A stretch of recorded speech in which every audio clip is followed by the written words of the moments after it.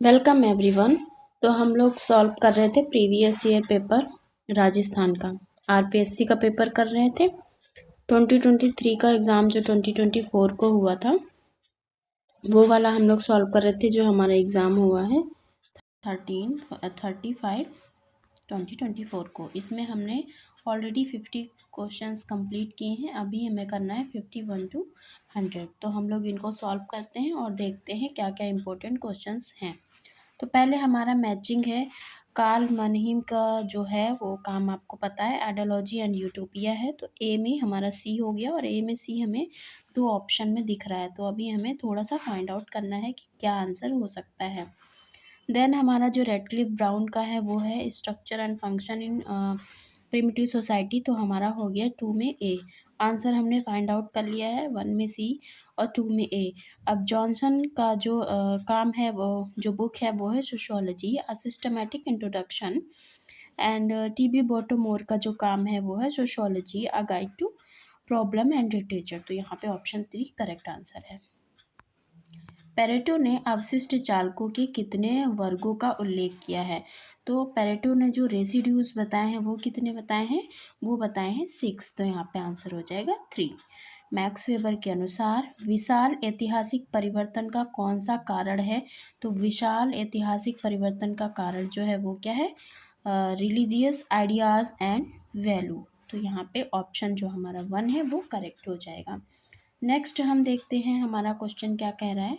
तो वो कोटेशन है गांव के बारे में। गांव मात्र एक जगह नहीं जहां लोग रहते थे, यह एक प्रारूप था। प्रारूप मतलब एक यहाँ पे डिज़ाइन माना गया है, लेकिन अगर हम आप इसको मॉडल से देखेंगे तो आपको ज़्यादा इजी पड़ेगा। तो गांव को एक मॉडल किसने माना है? डिज़ाइन जिसमें भारतीय सभ्यता के बुनियादी मूल्य प्रतिबिंबित होते थे, ये किसने कहा?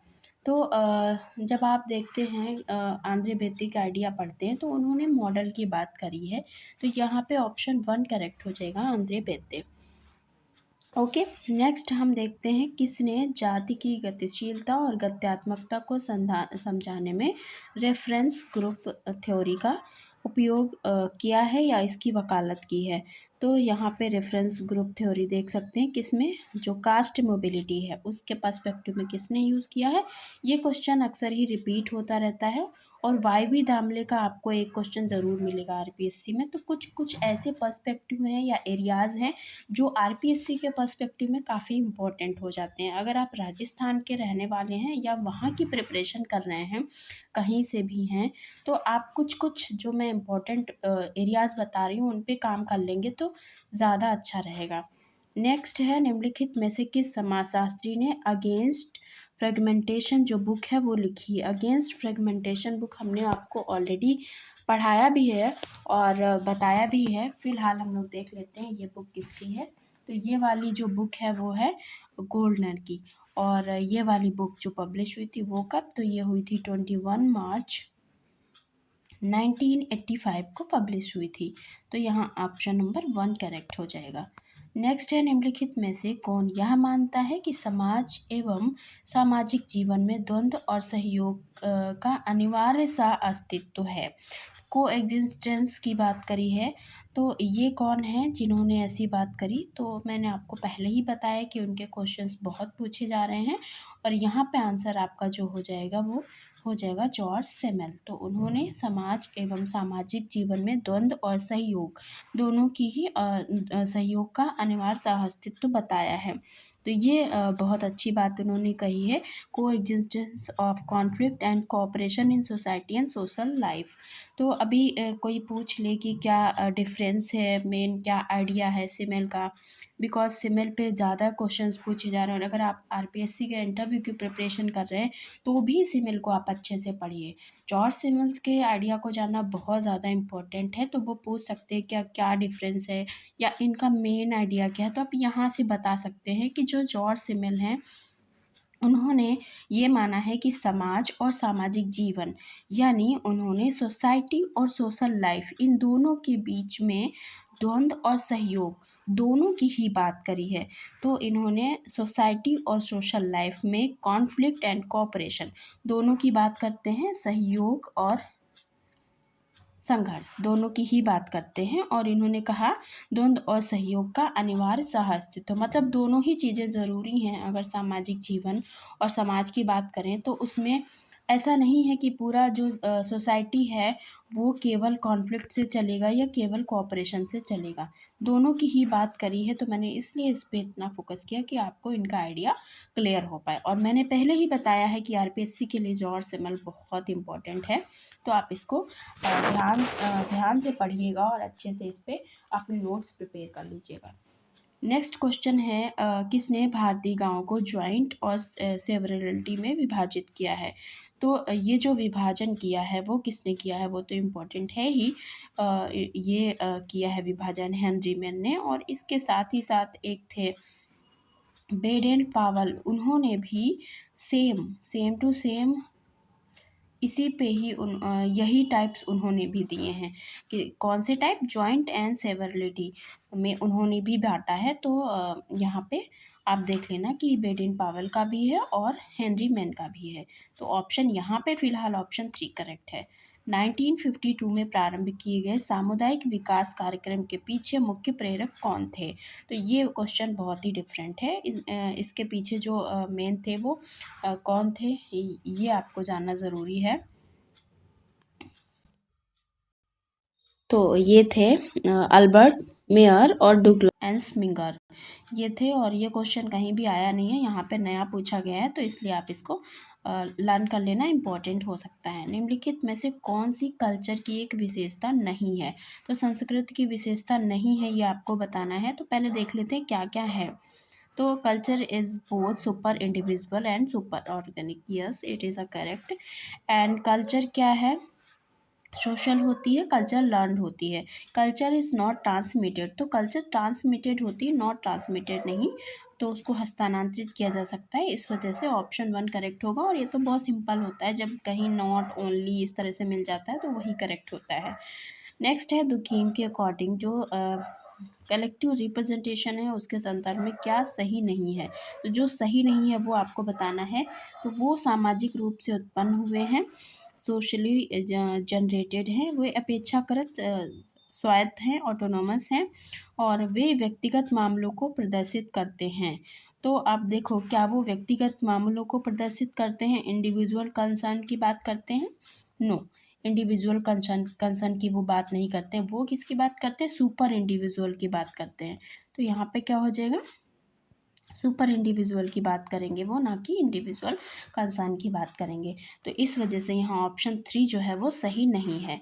सामाजिक संगठन के साथ एक संरचनात्मक मेल सामंजस्य होता है, तो ये भी ठीक है। तो ऑप्शन यहाँ पे क्या सही हो जाएगा, 3 सही हो जाएगा। और क्यों सही हो जाएगा ये भी मैंने बता दिया। संस्कृति की जो शून्य योग अवधारणा थी, zero sum concept of power, ये मैंने आपको बताया है जब मैंने आपको पढ़ाया अपने लेक्चर में बहुत अच्छे से, क्योंकि मैंने मैक्स वेवर का एक डिटेल लेक्चर लिया है, तो उसको मैंने कंप्लीट किया। मैंने ऑलरेडी पार्ट 1 में बताया था, 3 पार्ट में कंप्लीट किया है, तो वहाँ से आप देख सकते हैं। तो मैक्स वेवर से कोई भी क्वेश्चन आपका गलत नहीं होगा, ओके। तो ये ध्यान रखना है आपको। उसके बाद है निम्नलिखित में से समूह की कौन सी एक विशेषता का उल्लेख बीर स्टेज ने अपनी पुस्तक द सोशल ऑर्डर में नहीं किया है। तो सोशल ऑर्डर में उन्होंने किसका उल्लेख नहीं किया है वो आपको बताना है। तो ये भी काफ़ी अच्छा क्वेश्चन है और बहुत ही सिंपल है, आप बता सकते हैं आसानी से। चलिए देख लेते हैं हम लोग। तो वो बात करते हैं कॉन्शियसनेस ऑफ काइंड की, सोशल इंटरेक्शन की, सोशल ऑर्गेनाइजेशन की, लेकिन स्मॉल साइज़ की वो बात नहीं करते। तो ऑप्शन 1 करेक्ट हो जाएगा। किसने अपने गांव के अध्ययन में प्रस्थिति विषमता का कॉन्सेप्ट दिया। तो स्टेटस इनकॉन्ग्रेंस जो है उसका क्या मतलब है, कोई भी जब ऊपर नीचे इस तरह से असमानता आ जाती, विषमता लिखा हुआ है ना, तो उसको हम कहते हैं प्रस्थिति विषमता। तो ये अवधारणा किसकी है, पहले तो ये जान लेते हैं। तो ये अवधारणा आंद्रे बेते की है। अब आपको पता है आंद्रे बेते ने क्या बताया, उन्होंने 3 ग्रुप बताए थे जो कि पूछा भी जाता है क्वेश्चन में, वो आपको याद कर लेना है। जैसे कि उन्होंने किसकी बात करी, ब्राह्मण, और इसी के साथ साथ उन्होंने गैर ब्राह्मण, और क्या किया है उन्होंने आदि द्रविड़ की बात की। तो ये क्वेश्चन ऑलरेडी पूछा गया था, एमपी या किसी एग्ज़ाम में, मुझे याद नहीं आ रहा है। तो ये क्वेश्चन इंपॉर्टेंट है, राजस्थान में ही आई थिंक पूछा गया था, उसके बाद रिपीट भी हुआ था। तो आपको ये याद रखना है, इन्होंने 3 उसमें बाँटा, ब्राह्मण, गैर ब्राह्मण, यानी ना याद हो तो आप ये याद करना, ब्राह्मण के साथ उन्होंने ब्राह्मण को 2 रखा था, फर्स्ट ब्राह्मण, सेकंड गैर ब्राह्मण, और आदि द्रविड़ तो है ही। अगर आप दोनों याद करेंगे तो कन्फ्यूज़न हो जाएगा कि आदि द्रविड़ था या आदि ब्राह्मण था, तो कन्फ्यूज़न नहीं लगाना है। द्रविड़ है ना अलग, तो उसमें आदि लगा देना है, लेकिन ब्राह्मण के साथ गैर ब्राह्मण लगाना है। नेक्स्ट है पीटर बजर की जो बुक थी इनविटेशन टू सोशियोलॉजी, उसमें कौन सा परिप्रेक्ष्य आधारभूति है? तो उसमें है इंटरप्रिटेटिव, रेडिकल, ह्यूमनिस्टिक, हिस्टोरिकल। इसमें से जो सबसे ज़्यादा नियरेस्ट आंसर है वो है ह्यूमनिस्टिक, ऑप्शन 3। निर्धनता केवल मात्रा में एक दूसरे से भिन्न है, ना कि स्वरूप में। तो ये किसने कहा है? ये बहुत ही डिफरेंट कोटेशन है, और ये कहा है रॉस व ब्लूम ने। ये कोटेशन आपको बहुत ही मुश्किल है कि कहीं मिले, क्योंकि बहुत ही डिफरेंट डिफरेंट पूछे गए हैं। तो ये हो गया। नेक्स्ट है किसका मत है कि समाज में व्यवस्था स्थायित्व एवं सहयोग मूल एकात्मकता पर आधारित होते हैं। तो ये किसने कहा है? तो ये कहा है टालकट पासस ने, क्योंकि स्टेबिलिटी एंड कोऑपरेशन की बात करी है इन्होंने, और इसमें वैल्यू कॉन्सेंसस की बात करते हैं। तो यहाँ पे हो जाएगा टालकट पार्सन्स। तो ऑप्शन 1 करेक्ट हो जाएगा। नेक्स्ट देख लेते हैं। वेबर के अनुसार पूंजीवादी की आत्मा के संदर्भ में क्या सही नहीं है? तो क्या सही नहीं है वो आपको बताना है। तो self discipline, profit for personal gain. तो प्रॉफिट फॉर पर्सनल गेन, व्यक्तिगत फायदे के लिए लाभ, ये सही नहीं है। ऑप्शन जो 2 है वो करेक्ट नहीं है, तो ये हो जाएगा। नेक्स्ट है निम्नलिखित में से कौन सा महिलाओं के लिए चलाया गया अभियान इंदु अग्निहोत्री और रजनी पारलीवाला द्वारा चिन्हित नहीं किया गया है, वो आपको बताना है। तो इन्होंने कौन सा नहीं चिन्हित किया है? इन्होंने फीमेल एंटी फोर्टिसाइड कैंपेन जो है वो वाला इन्होंने नहीं बताया। कन्या भ्रूण हत्या विरोधी अभियान जो है वो नहीं है। दहेज विरोधी अभियान, मुस्लिम महिला बिल, सती विरोधी अभियान, ये इनका है, लेकिन ये वाला नहीं है। ठीक है, तो ये हो गया। नेक्स्ट है किसने मानव संस्कृति एवं मानव इतिहास के तथ्यों को एक उपागम की रूपरेखा निर्मित करके प्रत्यक्षवाद का विरोध किया है? तो वो हैं विलियम डिल्थे, जिन्होंने मानव संस्कृति और मानव इतिहास के तथ्यों को एक उपागम की रूपरेखा निर्मित करके प्रत्यक्षवाद का विरोध किया। तो ऑप्शन 1 करेक्ट हो जाएगा। निम्नलिखित में से तत्कालीन दौर के विद्यमान समाजवादी साहित्य के प्रकारों जिनका विवेचन कार्ल मार्क्स ने कम्युनिस्ट घोषणा पत्र में किया है, में कौन सा प्रकार गलत है? तो जो गलत है वो आपको बताना है। तो देख लेते हैं। उन्होंने रिएक्शनरी सोशलिज्म की बात करी, और इसके साथ ही साथ वो बात करते हैं कंजर्वेटिव की बात करते हैं, और क्रिटिकल यूटोपियन की बात करते हैं, लेकिन रिफॉर्मेटिव सोशलिज्म की बात उन्होंने नहीं करी, सुधारवादी समाजवाद की बात वो नहीं करते हैं। तो ऑप्शन 3 करेक्ट हो जाएगा। तो बहुत ही एनालिटिकल क्वेश्चन है, नॉर्मली ये क्वेश्चन सही नहीं हो सकते हैं अगर आपने डिटेल एनालिसिस नहीं किया है तो। नेक्स्ट हम लोग देख लेते हैं मैक्स वेबर के अनुसार सामाजिक क्रिया का उदाहरण कौन सा है, ये पूछना है। तो 2 साइकिल सवार से टकराना, तो टकराने की बात तो नहीं होगी जब तक उसमें कोई मीनिंग नहीं होगा। ट्रेन में सफ़र कर रहे व्यक्ति, तो सिर्फ सफ़र कर रहे व्यक्ति से कोई मतलब नहीं है। वर्षा प्रारंभ होने पे छाता खोलना, तो ऐसे तो आप देखेंगे छाता खोलने का उन्होंने एग्जाम्पल दिया, लेकिन छाता खोलने के बाद कोई इंटरेक्शन होता है तो, अगर आप एक दूसरे को देख के कर लेते हैं तो ऐसे नहीं, अगर आप प्रभावित होते हैं तो होगा। तो यहाँ पर क्या हो जाएगा, 2 साइकिल सवार एक दूसरे से टकराने के बाद नाराज हो गए। तो अगर टकरा के चले जाते कोई बात नहीं होती, लेकिन वो नाराज हो गए, इसका मतलब मीनिंग शेयर हुआ। तभी तो नाराज हुए जब हम एक दूसरे की बात समझ पाएंगे, या हमको समझ में आ जाएगा हाँ उसको ऐसा नहीं करना चाहिए था, उसने ऐसा किया फॉर एग्जाम्पल, तभी तो हम नाराज होंगे। अगर आप मीनिंग ही नहीं उसका समझ पाओगे तो आपको इफ़ेक्ट ही नहीं होगा तो आप कैसे उससे नाराज़ होगे। तो जब आपको कोई चीज़ प्रभावित करती है, यहाँ पे प्रभाव डाला तब आप नाराज़ हुए, तो इसमें क्या हो रहा है, ये प्रभावित कर रहा है उसको, इसीलिए वो नाराज़ हो गए। तो ऑप्शन 4 करेक्ट हो जाएगा। तो बहुत ही ध्यान से देखना पड़ेगा क्वेश्चंस को। गेसल्स सॉफ्ट किस पे आधारित है, तो जो गेसल सॉफ्ट है वो आधारित है सीमित विशेषीकरण, स्वार्थ के तार्किक लक्ष्य, या फिर तो जो गेसल सॉफ्ट होता है वो हमारा समिति होता है और वो क्या हो जाएगा, तार्किक लक्ष्य पे आधारित होता है। तो ऑप्शन 2 करेक्ट हो जाएगा। नेक्स्ट बहुत ही इम्पोर्टेंट डेफिनेशन है, संघर्ष दूसरे या दूसरे की इच्छा के विरोध, प्रतिकार या बलपूर्वक रोकने के विचारपूर्वक प्रयत्न को कहते हैं। ये डेफिनेशन मैंने आपको बहुत अच्छे से, बहुत अच्छे एक्सप्लेनेशन के साथ आपको समझाई है अपनी इम्पोर्टेंट डेफिनेशन वाली प्लेलिस्ट में। अगर आपको यकीन नहीं होता है, आप जाके एक बार ज़रूर देखना। मैंने बहुत ही यूनिक ट्रिक के साथ आपको समझाया है और उसके बाद ये डेफिनेशन बिल्कुल भी गलत नहीं होगी अगर आपने नहीं देखा है तो। बाकी जो लोग जुड़े हुए हैं पहले से मेरे चैनल के साथ, उन्होंने तो देखा ही होगा, तो उन्हें रिकॉल हो जाएगा अभी जब मैं समझाऊंगी। तो यहाँ पे क्या लिखा है, मैं कीवर्ड में डेफिनेशन लर्न कराती हूँ, तो वही कीवर्ड यहाँ पे आपको दिखा रही हूँ कि आया हुआ है। तो इच्छा के विरोध के बावजूद, मैंने यही कीवर्ड बताया था, जब वहाँ पे क्या होगा, इच्छा के विरोध यानी डेलिब्रेटेड अटेम्प्ट भी मैंने इंग्लिश में समझाया था। जब डेलिब्रेटेड अटेम्प्ट होगा किसी को अपोज करने के लिए या फिर उस पर दबाव डाला जाएगा, बलपूर्वक रोकने के विचारपूर्वक प्रयत्न को क्या कहते हैं, संघर्ष कहते हैं। और ये डेफिनेशन किसने दी है, मैंने बहुत अच्छे से बताया था कि किससे बच के रहना है, ग्रीन से। इच्छा, दूसरों की इच्छा के विरोध के बावजूद भी अपना काम करा लेंगे, मैंने बताया था ना। आई होप आपको याद आ गया होगा, और अगर नहीं आया तो कोई बात नहीं, अब आप याद कर लीजिए। उसके बाद अगर हम बात करें कि गिलिन एंड गिलिन क्या कहते हैं, तो मैंने इसको भी वहाँ पे समझाया है, ये भी डेफिनेशन बताई कि गिलिन और गिलिन का की वर्ड क्या है। तो गिलिन और गिलिन का जो की वर्ड था वो मैंने आपको बताया था, हिंसा के विरुद्ध धमकी, यही मैंने वर्ड लिखा था वहाँ पे भी, और यही बताया था कि ये क्या करेंगे, हिंसा के विरुद्ध धमकी देंगे।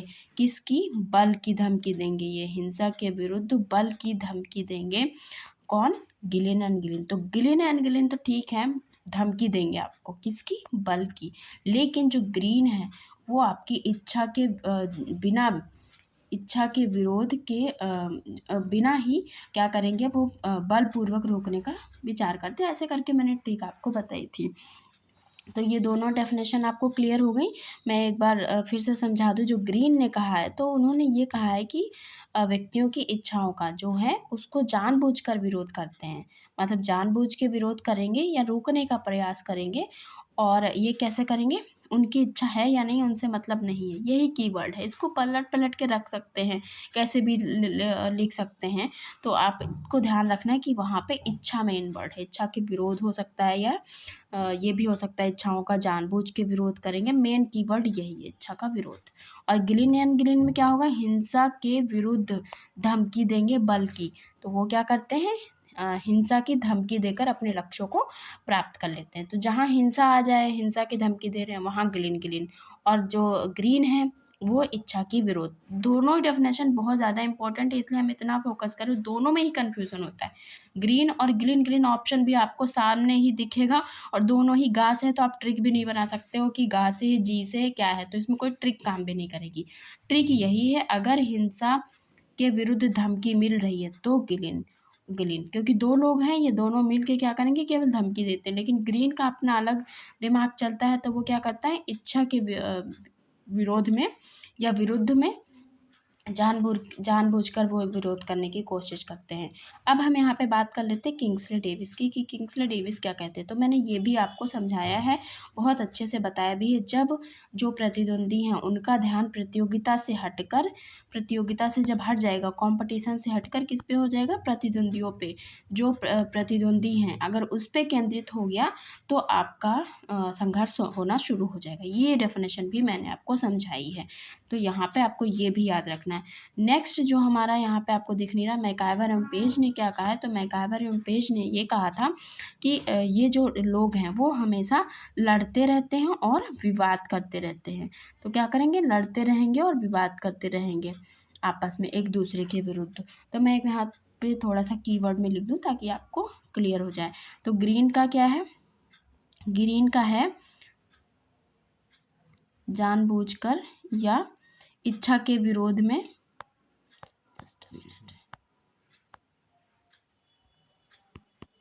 जानकर विरोध करेंगे, ठीक है, इच्छा का विरोध करेंगे। और जो ग्लिन एंड ग्लिन है उनका क्या हो जाएगा, हिंसा की धमकी देंगे। मैं शॉर्टकट में लिख रही हूँ ताकि आप भी शॉर्टकट में लर्न कर पाएँ। और किंग्सले डेविस क्या करेंगे, इनका प्रतियोगिता से ध्यान हट जाएगा। तो इनकी तो बिल्कुल अलग है, आपको कोई कन्फ्यूज़न नहीं होना है। और मैकाइवर और पेज क्या करते हैं, ये दोनों आपस में ऐसे कर लेते हैं, लड़ते रहते हैं या विवाद करते रहते हैं। ये दोनों साथ ही में रहते हैं ना, मैकाइवर और पेज जो दो साथ में रहेंगे वो क्या करेंगे, हमेशा एक दूसरे के विरुद्ध लड़ते रहेंगे, विवाद करते रहेंगे, कभी किसी बात पे कभी किसी बात पे। तो ऐसे करके लर्न करना, तभी याद हो पाएगा। तो मैकाइवर और पेज की लर्न हो गई होगी सबको, किंग्सले डेविस की भी। जो कन्फ्यूज़न होगा वो इन्हीं दोनों में होगा। तो इन दोनों को मत याद करना। आप एक काम करना, जो भी आपको अच्छा लग रहा है, अगर आप किसी को धमकी देते हो और आपको पता है कि हम धमकी देते हैं, तो आप किसका फेवर करते हो, ग्रीन एंड ग्रीन का। आप एक ही याद कर लो, आप धमकी देते हो और रियल में करोगे कि नहीं करोगे पता नहीं, लेकिन धमकी देते हो तो हिंसा की, तो ग्रीन एंड ग्रीन हो, ठीक है। तो आप ऐसे लर्न करो, अगर दोनों लर्न करोगे तो कंफ्यूज होगा। मैं इतना फोकस क्यों कर रही हूँ इस पर, आप भी बोर हो रहे होगे, इसलिए क्योंकि बहुत इंपॉर्टेंट है। कोई भी एग्ज़ाम दोगे आप, इन दोनों में से तो एक मिलनी है आपको। तो मैं नहीं आपका रॉन्ग करा सकती, क्योंकि आप इतनी मेहनत करके यहाँ तक आपने वीडियो को देखा है, तो मैं कैसे, कुछ तो बेनिफिट हो आपका। तो ये है बस रीज़न। अब नहीं गलत होगा, हिंसा की धमकी देना है तो ग्लिन एंड ग्लिन जैसे बनना है, क्लियर। नेक्स्ट है वह प्रक्रिया जिसके द्वारा प्रतिबंध लगाकर विचलित व्यवहार का प्रतिकार किया जाता है और सामाजिक स्थिरता बनाए रखी जाती है, किसने परिभाषित किया है, तो ये परिभाषित किया है पार्सन्स ने। क्यों, विचलित व्यवहार पर प्रतिकार लगाएंगे और सामाजिक स्थिरता बनाए रखते हैं, तो यहाँ पे क्या होगा, सोशल स्टेबिलिटी बनी रहती है। तो ये पार्सन्स हो जाएंगे। पार्सन्स से भी बहुत अंदर से क्वेश्चंस पूछे हैं। किसने समुदाय को बस्ती, गांव, शहर, कबीला अथवा राष्ट्र के नाम से परिभाषित किया, तो कम्युनिटी को ये किसने कहा है, विलेज, सिटी, ट्राइब और नेशन, तो ये कहा है मैकाइवर एवं पेज ने। तो ऑप्शन 1 करेक्ट हो जाएगा। स्वतंत्रता आंदोलन में या किसी युद्ध में जब जीवन लीला समाप्त की जाती है, तो वो कौन सी आत्महत्या होती है। और ये अभी इसी तरह का और क्वेश्चन आया था, तो दुर्खीम की सुसाइड से भी एक क्वेश्चन आता है आरपीएससी में। तो जब कोई अपना जीवन लीला समाप्त कर देता है किसी युद्ध में, तो वो किस सुसाइड का एग्जाम्पल है, तो वो है अल्टरिस्टिक। तो ऑप्शन 1 करेक्ट हो जाएगा। ऐतिहासिक और दार्शनिक समाजशास्त्र सामाजिक वास्तविकता का सांस्कृतिक स्तर है जिसे वस्तुनिष्ठ कल्चर कहा जाता है। तो ऑब्जेक्टिव कल्चर की बात कौन करता है, सिमिल करते हैं। आपने देखा सिमिल से बहुत क्वेश्चन पूछा गया। Sociological ambivalence and the other essays, ये बुक किसकी है, तो ये मैंने आपको ऑलरेडी पढ़ाया है और बताया भी है। ये वाली जो बुक है वो है रॉबर्ट के मर्टन की। तो रॉबर्ट के मर्टन की जो बुक है वो भी काफ़ी इम्पोर्टेंट है, तो आप इसे लर्न कर लेना। और ये तो मैं आपको पढ़ा भी चुकी हूँ, ठीक है। नेक्स्ट है, किस समाज वैज्ञानिक ने जनजातीय समस्या का कारण आधुनिक संचार एवं बाहरी लोगों का संपर्क माना है, तो ये कौन है, तो जनजातीय समस्या, जब ट्राइबल जो कम्युनिटी है उसकी जो प्रॉब्लम्स हैं उनकी बात जिसको सबसे ज़्यादा चिंता होगी वही करेगा, तो एल्विन है। बच्चों के विरुद्ध होने वाले अपराधों को रोकने हेतु कुछ महत्वपूर्ण अधिनियमों का निर्माण किया गया, इनमें से कौन सा सही नहीं है वो आपको बताना है। तो जो सही नहीं है वो बताना है। तो बच्चों के विरुद्ध होने वाले अपराधों में कौन कौन सा रोकेगा, बाल विवाह निरोधक अधिनियम बच्चों से ही संबंधित है, तो ये हो गया। विशेष विवाह अधिनियम, तो विशेष विवाह अधिनियम बच्चों से संबंधित तो है नहीं, तो इसलिए ये वाला नहीं होगा, यही ऑप्शन सही हो गया, करेक्ट आंसर हो गया। फिर कारखाना अधिनियम भी बच्चों के विरुद्ध अपराध होगा, तो उसमें तो बताना ही पड़ेगा। तो यहाँ पे कारखाना अधिनियम जो संशोधित है उसके बारे में थोड़ी सी जानकारी ले लेते हैं। फैक्ट्रीज एक्ट जो अधिनियम था वो जो पारित हुआ था, यानी इनैक्ट कब हुआ था, वो हुआ था सितंबर, कहीं पूछ ले इसलिए मैं बता रही हूँ, 23 सितंबर 1948 को पारित हुआ था। कौन? फैक्ट्रीज एक्ट जो था वो। तो 1948 में ये पारित हुआ था। और यहाँ पे क्या लिखा है? संशोधन। ये कोई मतलब नहीं, मैं एक्स्ट्रा नॉलेज के लिए बता रही हूँ। संशोधन यहाँ पे 1954 लिखा हुआ, ठीक है। तो ये संशोधन तो ठीक है, लेकिन इसका संशोधन कितनी बार हुआ है? 8 बार हुआ है। तो आप देख लो कौन कौन से ईयर में हुआ है। तो सबसे पहले जो संशोधन हुआ 1949 में हुआ, फिर 50 में हुआ, फिर 51 में हुआ, फिर 54 में हुआ, फिर 70 में हुआ, उसके बाद 76 में हुआ, फिर 87 में हुआ, और उसके बाद 22 में हुआ। तो ये 1 2 3 4 5 6 7 8, तो इतना ये जो हुआ है, सॉरी ये जो हुआ इतना संशोधन हुआ है। और ये वाला जो 1987 वाला अधिनियम संशोधन जो हुआ है, ये काफ़ी पूछा जाता है। तो कहीं पूछ ले तो आपको ये भी पता होना चाहिए, ये भी पता होना चाहिए, और जो इसमें आपको लगता है इम्पोर्टेंट वो लर्न कर सकते हो। बाकी इतना कुछ लर्न नहीं करना, आपको सिर्फ याद होना चाहिए। लेकिन ये 48 इम्पोर्टेंट है, इसमें ये पारित हुआ था। बाल श्रमिक अधिनियम जो है वो भी इससे हो जाएगा, क्योंकि बच्चों के विरुद्ध की बात कर रहा है, तो ये भी हो जाएगा। नेक्स्ट जो क्वेश्चन है वो है, निम्न में से कौन सा कारक सामाजिक विचलन के लिए उत्तरदायी नहीं है? तो जो नहीं उत्तरदायी है वो आपको बताना है। तो कमजोर प्रवर्तन, कमजोर दंड विधान, दोषपूर्ण सामाजिकरण या सामाजिकरण का अभाव, मानदंडों की निश्चित सीमा।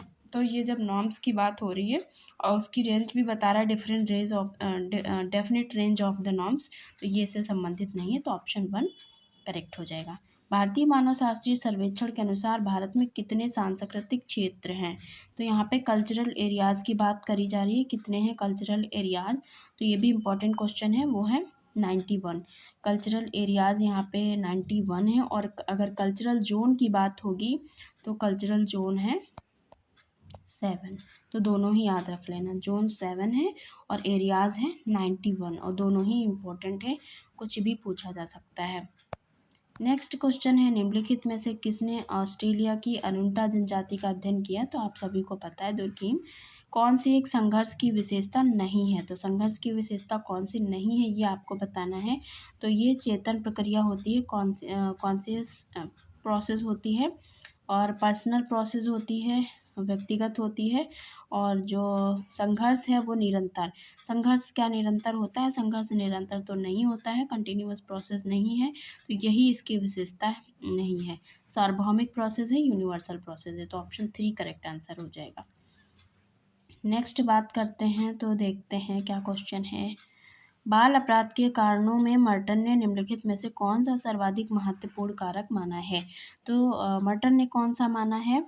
वो है सबसे महत्वपूर्ण कारक, तो एनोमी ही माना है उन्होंने। तो ऑप्शन 1 करेक्ट हो जाएगा। निम्नलिखित में से कौन सी विशेषता थियोडोर मिल्स के विचारों का भाग नहीं है, जब वे लघु प्रकृति के समूहों के अध्ययन के तर्कों की व्याख्या करते हैं? तो इसका भाग जो नहीं है वो आपको बताना है। व्यक्ति के मनोविज्ञान की अपेक्षाकृत अच्छी समझ, वृहत सामाजिक इकाइयों जैसे समुदायों एवं समाजों की अपेक्षाकृत अच्छी समझ, मानव स्थितियों की अपेक्षाकृत अच्छी समझ, बच्चों की शारीरिक वृद्धि की अपेक्षाकृत अच्छी समझ। तो शारीरिक वृद्धि से उसका कोई मतलब नहीं, तो ऑप्शन यहाँ पे जो 4 है वो करेक्ट हो जाएगा। नेक्स्ट है poverty population and sustainable development. ये बुक किसकी है? तो ये जो बुक है पॉवर्टी पॉपुलेशन सस्टेनेबल डेवलपमेंट, ये है SR मेहता। और SR का फुल फॉर्म क्या है? ये है शिव रतन मेहता, ऐसे लर्न करो। और ये पब्लिश कब हुई है? ये बुक आई कब है? 1997 में। SR मेहता की बुक है poverty population and sustainable development, 1997। Okay. Next है, किस पुस्तक में कार्ल मनहिम ने प्रत्यक्ष व अप्रत्यक्ष सामाजिक नियंत्रण की चर्चा की? तो डायरेक्ट एंड इनडायरेक्ट कंट्रोल की जो बात करी कार्ल मनहिम ने, वो अपनी किस बुक में करी है? तो वो उनकी यही बुक है मैन एंड सोसाइटी, जिसमें उन्होंने डायरेक्ट एंड इनडायरेक्ट कंट्रोल की बात करी। तो ऑप्शन 4 करेक्ट हो जाएगा।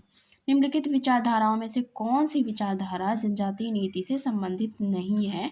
तो यहाँ आपको बताना है कौन सी ट्राइब इससे रिलेटेड नहीं है, not related to tribal policy. तो ये हो जाएगा आइसोलेशन है, इंटीग्रेशन है, एसिमिलेशन है, लेकिन संस्कृताइजेशन नहीं है। तो ऑप्शन 2 करेक्ट हो जाएगा। इनमें से कौन सा कथन समाजशास्त्र की वास्तविक प्रकृति के बारे में सही नहीं है, ये आपको बताना है।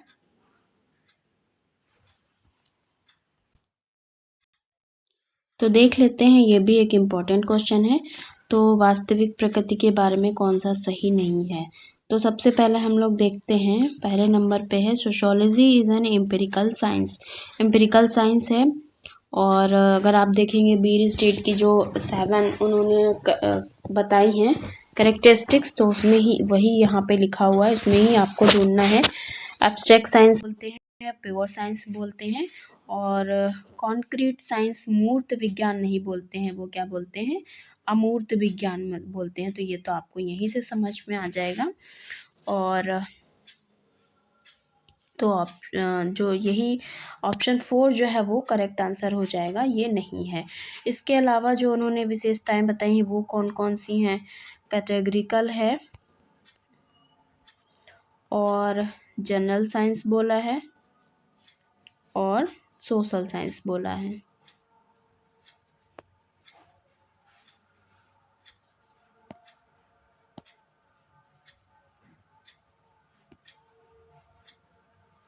सेवन।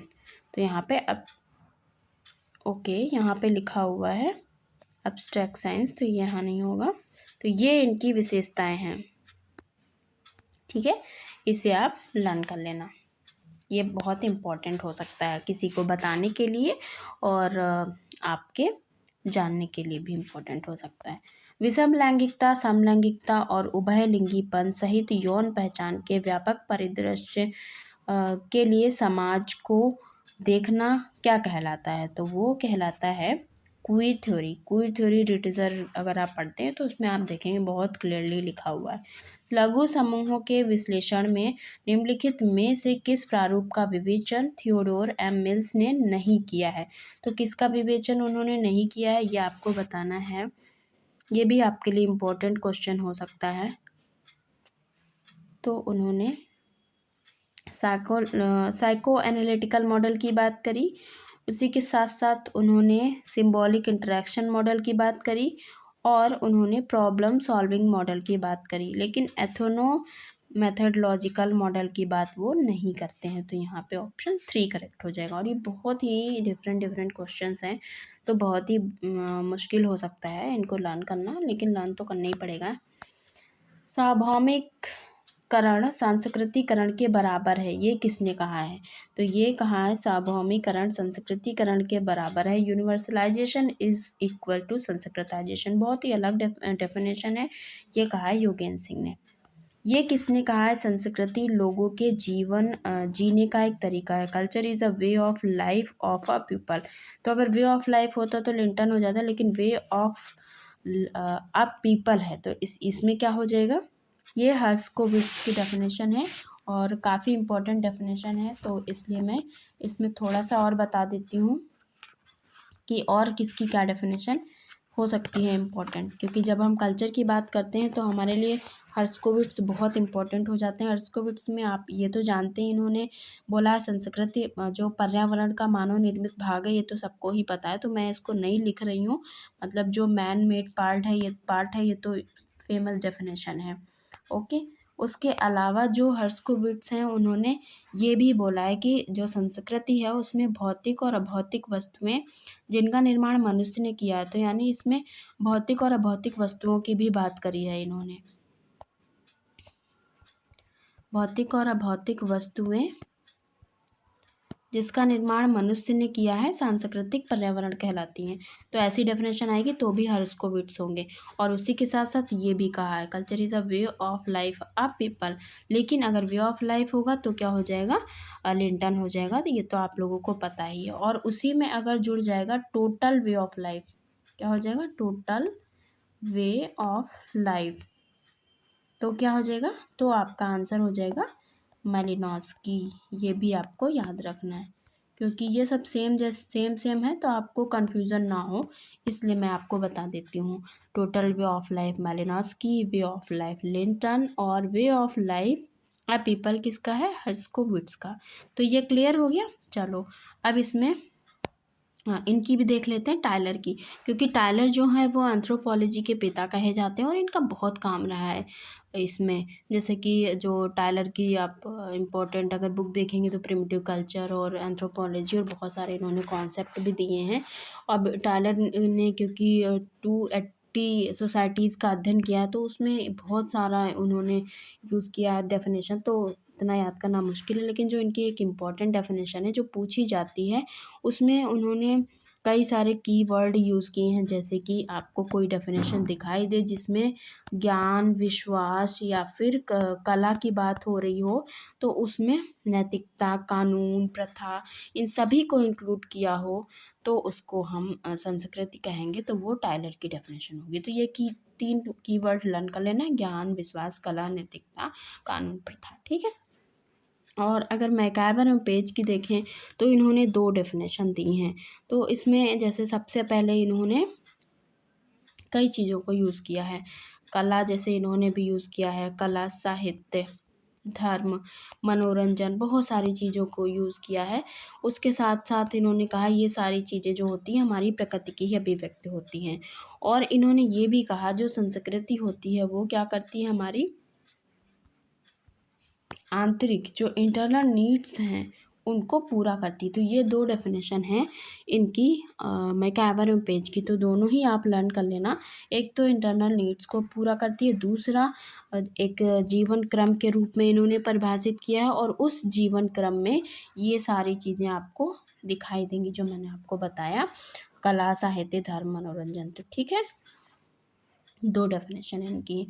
तो बहुत सारा नहीं डिस्कस करते, नहीं तो बहुत लेट भी हो जाएगा और आप परेशान भी हो जाएंगे। उसके बाद हम लोग बात करते हैं प्रैक्सिस जो है उसका क्या मतलब है। तो ये भी आपको हरालंबस में मिल जाएगा, बहुत ही क्लियरली लिखा हुआ है। प्रैक्सिस जो शब्द है उसका मतलब होता है एक्शन या फिर प्रैक्टिस, तो ऑप्शन 4 करेक्ट हो जाएगा। सात्वीकरण एक ऐसी सामाजिक प्रक्रिया है जिसके द्वारा 2 या 2 से अधिक व्यक्तियों या समूह एक दूसरे के व्यवहार प्रतिमानों को स्वीकार करते हैं और निष्पादित करते हैं। तो जब एक दूसरे के बिहेवियर पैटर्न्स ऑफ बिहेवियर को एक्सेप्ट करते हैं तो उसको हम सात्वीकरण यानी एसिमिलेशन कहते हैं। तो ये डेफिनेशन किसकी है? ये डेफिनेशन है बोगार्ड्स की। तो ये भी काफ़ी इम्पोर्टेंट है, आपके लिए इम्पोर्टेंट हो सकती है और आपको पता भी होना चाहिए क्योंकि इनकी भी डेफिनेशन काफ़ी पूछी जाती हैं। तो ये हो गया एसिमिलेशन।